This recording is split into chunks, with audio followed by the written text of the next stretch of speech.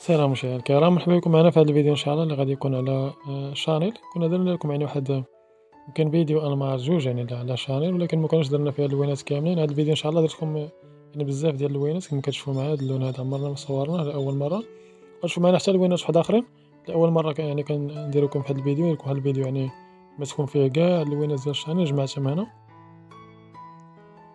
عندنا مثلا هذا كما كنقولوا شي وحده اللي كانت بيضاء، الغوز فيشيا صراحه غزال. هذا تخدم نيت في الغوز فيشيا يجي زوين.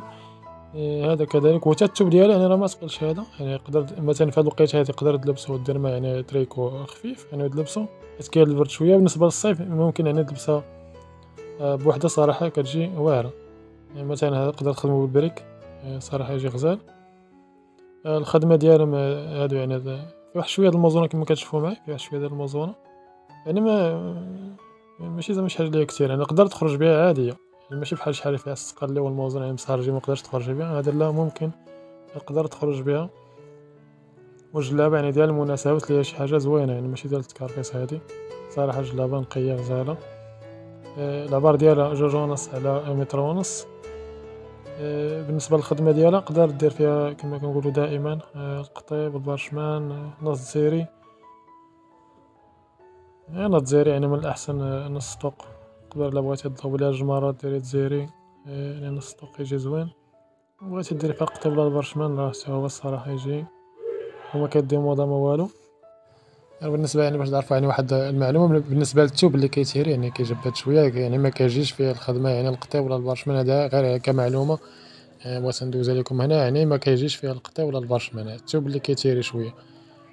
هذا الشانيل صراحه غزال، يجي فيه القطيب والبارشمان نص زيري. اي خدمه شي تقدر ديري. هذا العشاق ديال السامبل اللي بغا يدير ما عزيزش عليه الالوان، دير السامبل هذا باللوينات. حيت علاش قلت لكم انا القطيب ولا البارشمان ما كيجيش في الثوب اللي كيتيري، حيت الخدمه ديال القطيب والبارشمان ما كيجمعوش يدي، كيمشيو بالخدمه ديالهم متيريه، ماشي بحال نص زيري.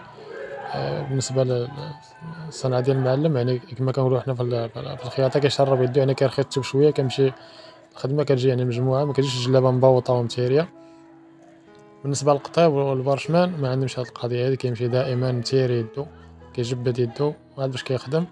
وهذا الا كان الثوب كيتير ما غاديش يجيك فيه حتى القطيب ولا البارشمان.